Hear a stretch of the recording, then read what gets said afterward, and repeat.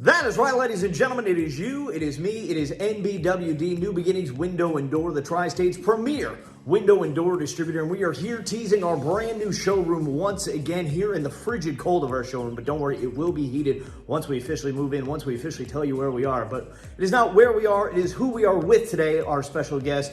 She has too many job descriptions to tell in one breath, so please welcome our special guest, Dominica Haynes. Dominica, thank you for being with us today. Thank you for having me. Thank you for bundling up for us, braving the cold to show you our great showroom. And as you can see, samples are starting to load in behind us.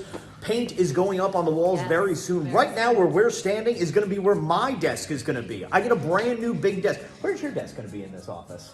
I don't get a desk. I was told to ask you that by Michael. I don't want you mad at me for that. Just saying.